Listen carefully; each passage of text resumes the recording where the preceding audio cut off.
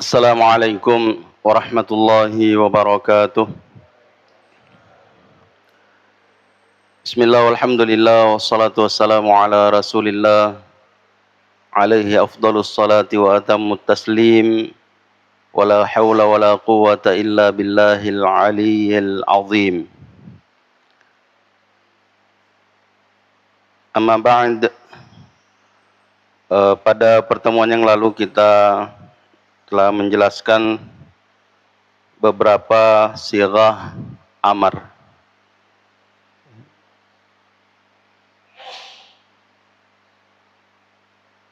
Dan insyaallah pada malam ini kita akan menjelaskan kaidah amar. Kaidah amar yaitu ketentuan-ketentuan yang dipakai para mujtahid dalam mengistimbat hukum.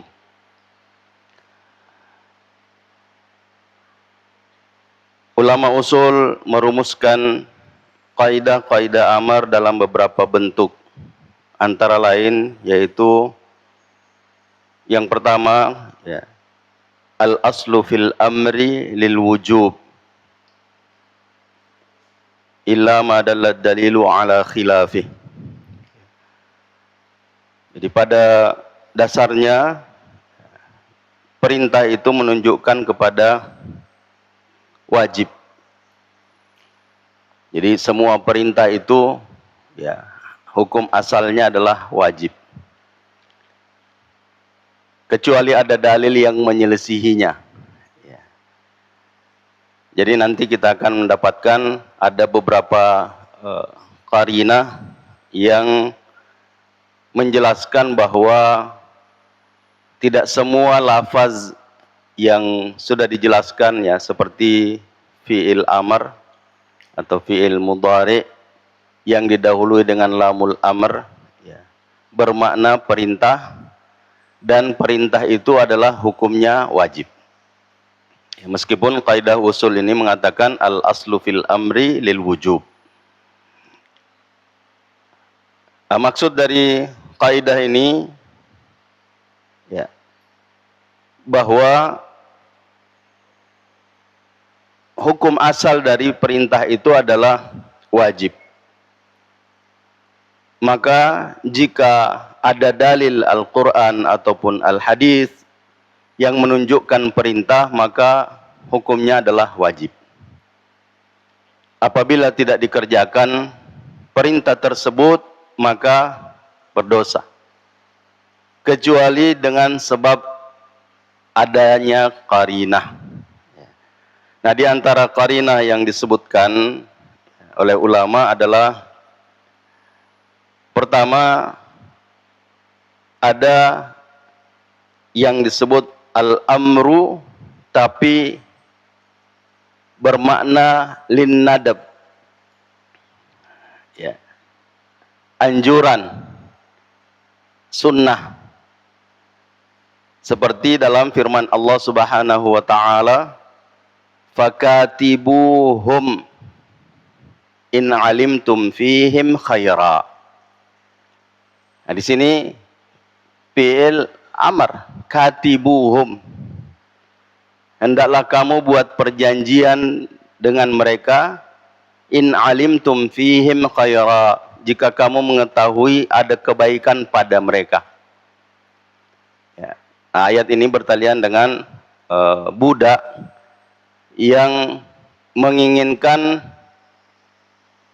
kemerdekaan dari tuannya dengan cara membayar, menebus dirinya dengan uang. Nah, sehingga di sini perintah yang disebutkan katibuhum, buatlah perjanjian dengan mereka.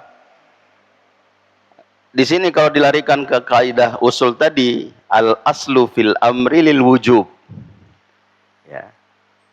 Pada dasarnya perintah itu adalah wajib. Hukum asal perintah itu wajib.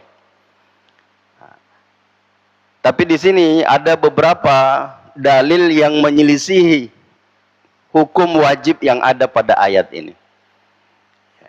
Di antaranya adalah ada beberapa sahabat yang ingin memerdekakan diri mereka dengan membayar, tapi tidak melakukan itu karena tidak mampu, karena tidak mampu. Nah, sehingga kata katibuhum dalam ayat ini dijelaskan oleh ulama bahwa maknanya bukan perintah wajib, bukan perintah wajib, tapi anjuran atau sunnah. Yang kedua, ada yang disebut dengan lil irsyad. Lil irsyad.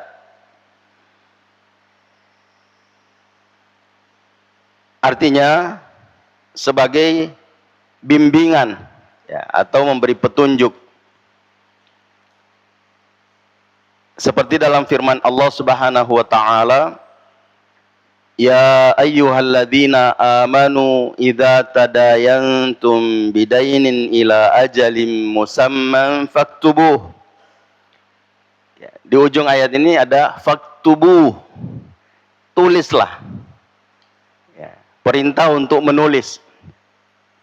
Kalau dilarikan kepada kaidah tadi al aslu fil amri lil wujub, maka perintah di sini hukum asalnya wajib. Hukum asalnya wajib. Artinya kalau tidak melakukan itu berdosa. Kalau tidak melakukan itu berdosa.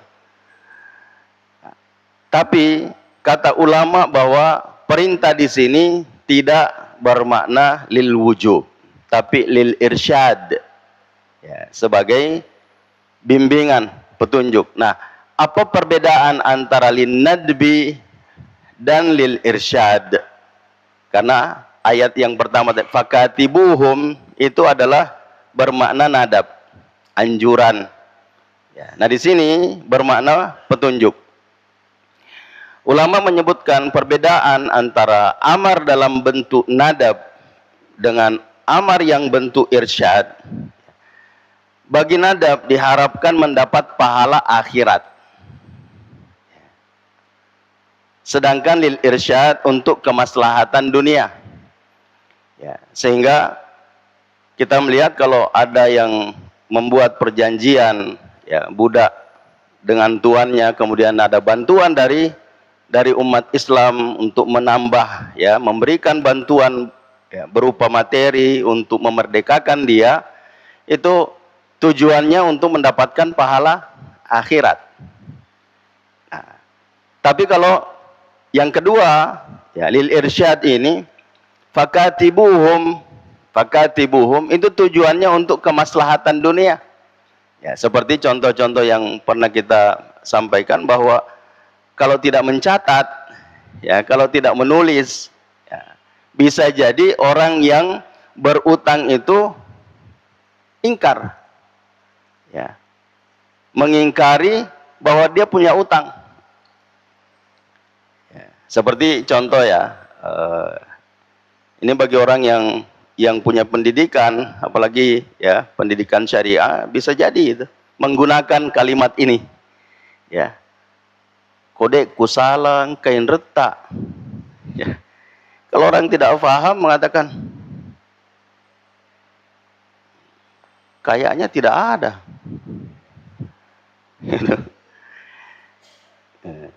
Tapi kalau dia menjawab sama napuran iku aja, berarti dia mengakui ada utangnya. Dia mengakui ada utangnya. Tapi kalau dia mengatakan tidak ada, tidak ada. Nah, kalau dia menolak bahwa tidak ada, lalu ada catatan, ada catatan. Nah, ini yang dimaksud dalam ayat tadi. Idza tadayantum bidainin, kalau kamu bertransaksi pinjam meminjam ila ajalin musamma, sampai pada waktu yang ditentukan, fakatibuhum, tulis. Nah, itu untuk kemaslahatan dunia, untuk kemaslahatan dunia. Meskipun pernah juga kita menjelaskan bahwa utang piutang itu sebenarnya untuk bantuan, ya, untuk bantuan. Sehingga ulama ada yang menyebutkan bahwa memberikan sesuatu dengan bentuk, ya, utangan, ya, piutang kepada seseorang itu lebih tinggi daripada memberikan, ya, dengan niat sedekah. Kenapa? Karena bisa jadi orang yang memberi itu, ya, memberikan karena kelebihan, ya, dia punya kelebihan, dan orang yang menerima belum tentu butuh, ya, belum tentu butuh. Tapi kalau dia ngutang, dia pasti butuh, ya, dia pasti butuh, sehingga dia pinjam. Maka memberikan pinjaman kepada orang yang menginginkan, ya, membutuhkan, itu lebih utama, ya, lebih utama. Nah, sehingga di dalam ayat tentang pinjam meminjam juga itu disebutkan bahwa kalau orang yang berutang itu tidak punya kemampuan untuk melunasi utangnya, maka kasih waktu. Kasih waktu. Nah, meskipun ini kalau untuk menghindari kecurangan, ya, ada peraturan yang mengenai itu. Nah, sehingga tidak semua yang yang beralasan tidak punya kemampuan bisa kita kasih kesempatan, ya, ada alasannya. Sehingga ada hadis yang menyebutkan, ya, dosa orang yang punya kemampuan untuk bayar utang lalu dia tidak bayar utang, ya, itu hukumannya bisa dipermalukan dan bisa dihukum dengan mengambil barangnya sesuai dengan utangnya, ya. Jadi itu disebutkan dalam hadis, ya, layul wajidi, ya, seorang yang menunda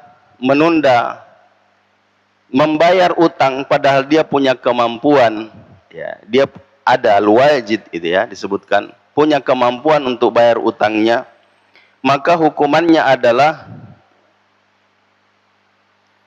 irduhu au uqubatahu. Boleh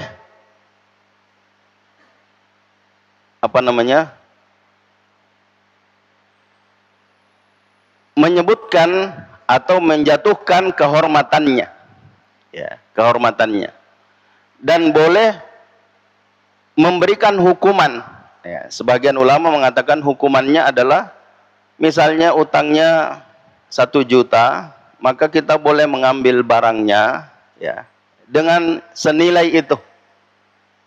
Jadi kalau sudah jatuh tempo tapi tidak dibayar, disampaikan, sudah diingatkan tapi tidak juga ada niat baik untuk membayarnya, bahkan sehingga disebutkan dalam hadis yang lainnya bahwa orang yang punya utang itu terkadang susah ditemui. Susah ditemui. Berbeda ketika butuh sekali itu, ya. Ketika butuh sekali gampang ditemui, tapi kalau sudah jatuh tempo, ya, itu, ya, bahasa Betawinya tarsok, ya, entar besok gitu.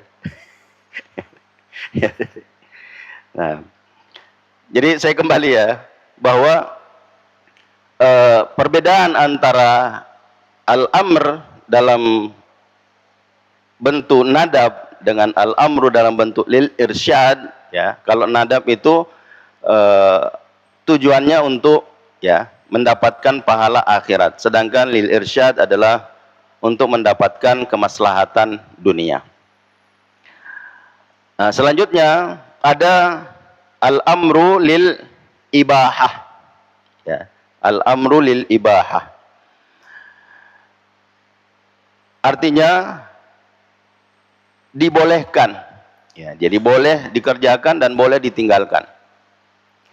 Seperti firman Allah Subhanahu wa taala, wa kulu washrabu, ya. Kulu washrabu ini fi'il amr. Makan dan minumlah, ya. makan dan minum. Di sini perintah. Ya, kalau dilarikan ke kaidah tadi al aslu fil amri lil wujub, maka ini perintah wajib. Ya. Kalau dikatakan makan dan minumlah, kalau tidak makan tidak minum berdosa. Ya. Nah, tapi di sini ya maknanya adalah lil ibahah, ya, lil ibahah. Makan dan minumlah hatta yatabayyana lakumul khaytul abyadu minal khaytil aswadi minal fajr. Ya, sampai nyata bagi kamu benang putih dari benang hitam, ya, yaitu al-fajar.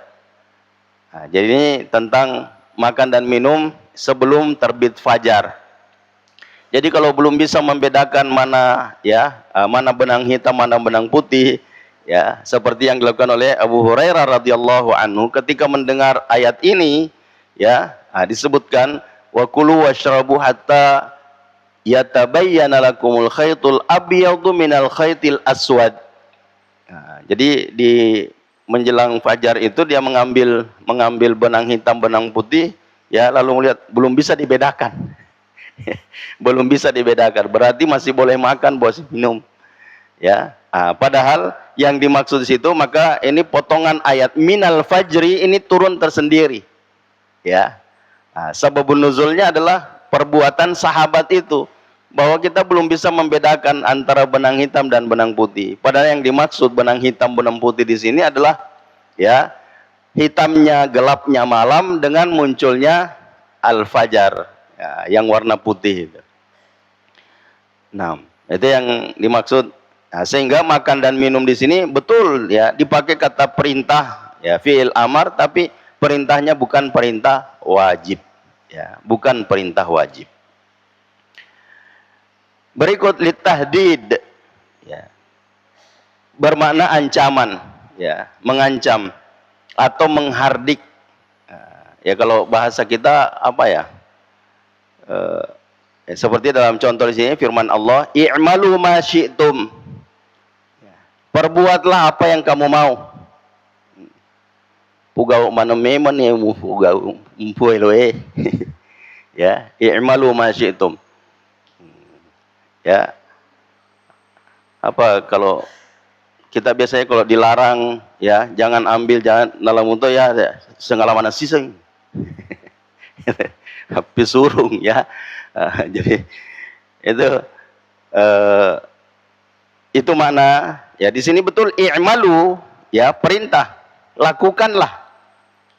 Tapi maknanya bukan perintah yang bermakna al aslu fil amri lil wujub, tapi bermakna litahdid, mengancam. Ada juga yang disebut dengan litaskhir, ya, untuk menghinakan atau merendahkan derajat. Ya, seperti firman Allah Subhanahu wa taala, kunu qiradatan khasiin. Jadilah kamu, ya, kera-kera yang hina. Nah, jadi di sini bukan perintah jadilah kamu. Kalau kau tidak jadi kera berdosa. Ya, tidak. Tapi di sini adalah untuk, ya, perkataan untuk menghinakan, ya. Kunu qiradatan khasiin. Kemudian ada yang disebut dengan litta'jiz, untuk melemahkan, ya, jadi menunjukkan kelemahan lawan bicara. Seperti firman Allah, fa'tu, ini perintah, ya, fi'il amr. Fa'tu bi suratin mim mithli, ya, datangkanlah satu surah yang sepertinya. Ya, jadi di sini bukan perintah wajib, ya, tapi itu apa, ungkapan untuk melemahkan lawan bicara. Karena, ya, ini sababun nuzul ayat ini adalah Rasulullah dituduh atau dianggap bahwa Al-Quran itu buatan Muhammad, ya, buatan Muhammad. Nah, sementara mereka tahu bahwa Nabi Muhammad Shallallahu Alaihi Wasallam adalah seorang yang ummi, ya, buta huruf, tidak bisa baca, tidak bisa menulis. Nah, lalu dikatakan Al-Quran itu buatan Muhammad. Sehingga kalau betul apa yang kamu anggap itu, atau betul anggapanmu itu, ya, fa'tu bi suratin mim mithli, ya, datangkanlah satu surah yang sepertinya. Bahkan dalam ayat yang lain, satu ayat. Satu ayat. Kalau memang kamu mampu, karena kamu lebih pintar dari Muhammad, ya. Kamu adalah orang Arab yang fasih, ya, fasih.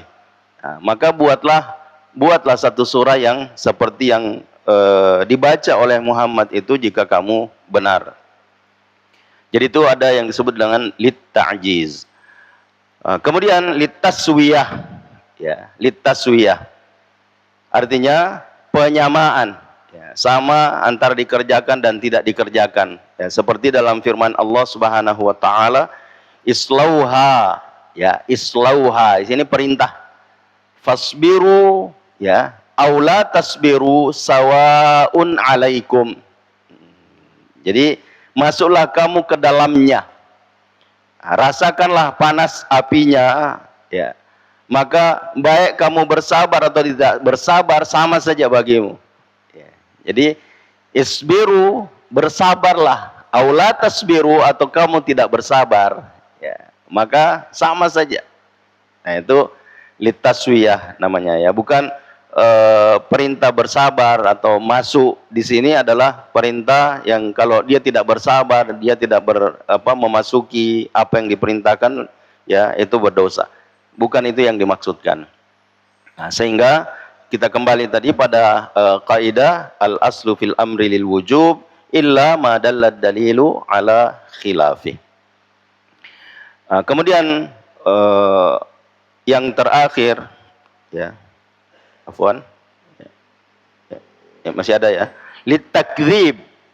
Ada yang disebut litakdzib, ya, artinya untuk mendustakan, ya, mendustakan. Seperti firman Allah Subhanahu wa taala, qul hatu burhanakum. Hatu ini fi'il amr, ya.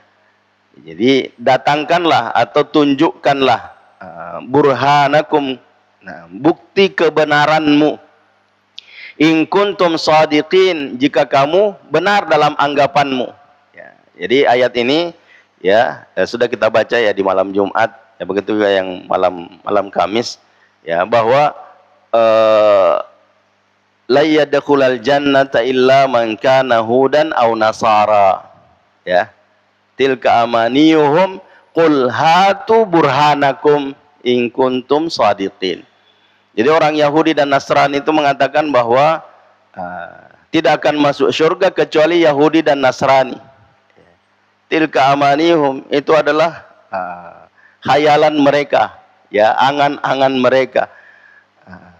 Itu hanya anggapan mereka, nah, yang tidak berdasar. Qul hatu burhanakum, ya, kalau memang benar anggapanmu bahwa surga itu hanya untuk Yahudi dan Nasrani, datangkan bukti, ya. In kuntum shadiqin, jika kamu benar dalam anggapanmu. Jadi ada litakdzib. Kemudian ada yang disebut litalhif, ya, litalhif. Artinya untuk membuat sedih, ya, atau membuat merana. Seperti firman Allah Subhanahu wa taala yang disampaikan kepada orang-orang kafir yang marah, ya, kepada Nabi sallallahu alaihi wasallam dan kepada orang-orang yang mendakwahkan agama Islam. Ya, mereka benci. Ya, sehingga Allah Subhanahu wa taala mengatakan mutu bighaidhikum, ya, matilah dengan kebencianmu, kemarahanmu itu. Jadi sini pakai fi'il amr juga, ya, mutu, ya. Jadi mata ya mutu, mut, ya. Mata ya mutu, mut. Nah, fi'il amr. Tapi karena dia jamak maka mutu, ya, matilah kamu semua. Nah, karena sebab marahmu, yaitu litalhif. Kemudian litakwin, ya, litakwin artinya menjelaskan tentang penciptaan, ya, seperti firman Allah kun fayakun, ya. Di sini kun ini fi'il amr, ya, fi'il amr, jadilah. Fayakunu, maka jadilah dia. Jadi di sini bukan perintah yang bermakna wajib, ya, bukan bermakna wajib, tapi bermakna litakwin, untuk menjelaskan tentang penciptaan. Nah, kemudian yang berikutnya litafwid, ya. Artinya penyerahan. Ya. Seperti firman Allah Subhanahu wa taala, faqdi ma anta qad. Ya, maka putuskanlah apa yang hendak kamu putuskan. Maksudnya diserahkan, ya, diserahkan. Dari sini yang dimaksudkan apa namanya? Kisah, ya. Dan ucapan ini disebutkan oleh ahli atau tukang sihir Fir'aun. Ya, tukang sihir Fir'aun yang beriman kepada Nabi Musa alaihi salam sehingga dia diancam, ya, kalau kamu tidak kembali pada agama sebelumnya, yakni agama nenek moyang mereka, maka dia diancam untuk, ya, dibunuh atau disalib dengan cara dipotong tangan dan kaki bersilang, ya, kemudian disalib di pohon. Tapi apa? Setelah mereka mendapat hidayah dan mereka tegas mengatakan faqdi ma anta qad. Ya, silakan kalau kamu mau melakukan apa yang kamu mau, ya. Itu disampaikan kepada Firaun. Jadi ini bukti bahwa tukang sihir Firaun yang dapat hidayah dari Allah Subhanahu wa taala mempertahankan hidayah itu, ya, dan tidak mempedulikan ancaman dari raja.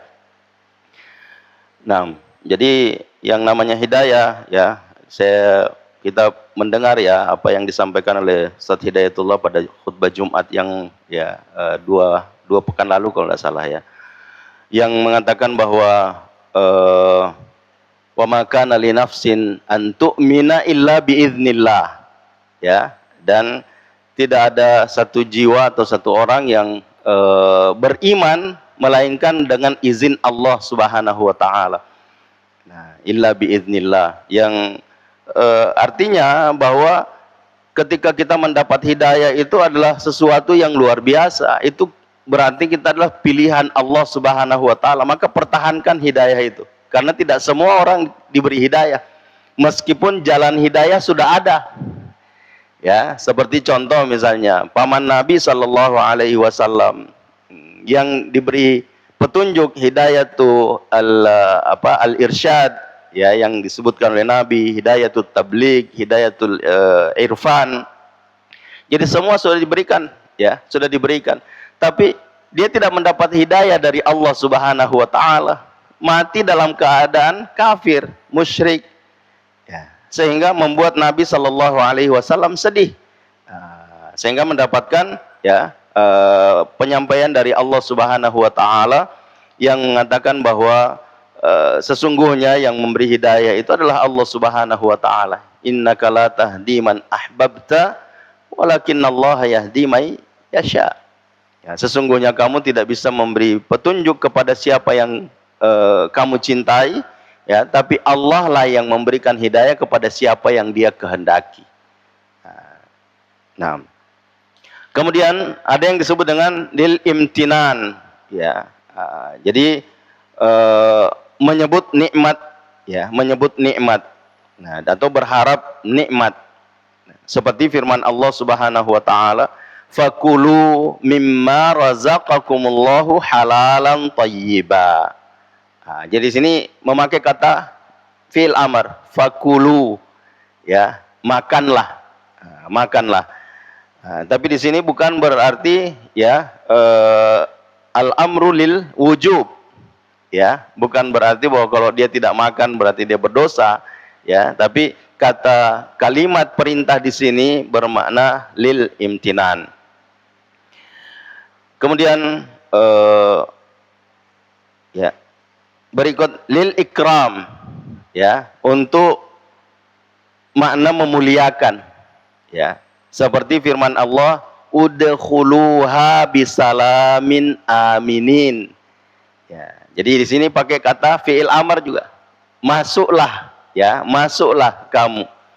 Jadi dari kata dakhala yadkhulu, udkhul, ya, karena di sini khitabnya banyak, ya, jamak, maka udkhulu, ya, udkhulu, haknya kembali ke al jannah, ya. Masuklah kalian ke dalam surga bisalamin aminin, dengan, ya, selamat dan aman.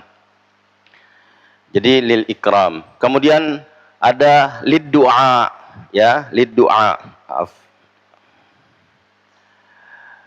Artinya bermakna doa. Ya, meskipun yang dipakai di sini kata perintah ya, tapi bukan berarti ya memerintahkan dan kalau dia tidak melakukan berdosa. Ya, contoh firman Allah Subhanahu wa taala, "Wa minhum may yaqulu rabbana atina." Ya, atina ini perintah, ya. Berikanlah kepada kami. Ya, berikanlah itu adalah perintah, kata perintah. Nah, apakah ya perkataan perintah di sini dari hamba kepada Allah sehingga kalau Allah tidak melakukan apa yang diperintahkan berdosalah, ya. Jadi ini adalah makna doa. Ya, Rabbana atina fid dunya hasanah wa fil akhirati hasanah wa qina adzabannar. Ya, begitu juga kata qina adzabannar, ya, bebaskan kami dari azab neraka, ya. Ini juga fi'il amar tapi maknanya bukan lil wujub. Habis waktu ya. Waktunya sudah lewat. Ya, baru satu kaidah ya. Kalau tidak salah pada penjelasan tentang amar ini ada 4 atau 5 kaidah ya. Kaidah yang kita tulis ya, belum sempat kita jelaskan.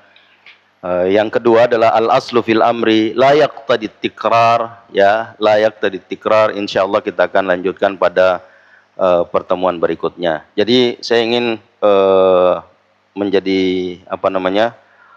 Penutup bahwa tidak semua kata yang disebutkan di dalam sirah amar itu, ya, baik itu fiil amar atau fiil mudhari yang didahului dengan lamul amr yang menjelaskan tentang itu adalah perintah, ya. Perintah itu bermakna perintah wajib. Nah, tapi tergantung qarinahnya. Sehingga dalam kaidah usul yang kita baca tadi, al aslu fil amri lil wujub, ya, ada lanjutannya sebenarnya, itu hatta yadul dalil, ya, illa madalla dalilu ala khilafi, kecuali ada dalil yang menyelisihinya. Jadi kalau tidak ada dalil yang menyelisihi kewajiban itu, maka dia kembali kepada hukum asal, perintah itu adalah wajib. Ini yang bisa kita jelaskan pada kesempatan ini. Mudah-mudahan pada pertemuan berikutnya ya kita bisa melanjutkan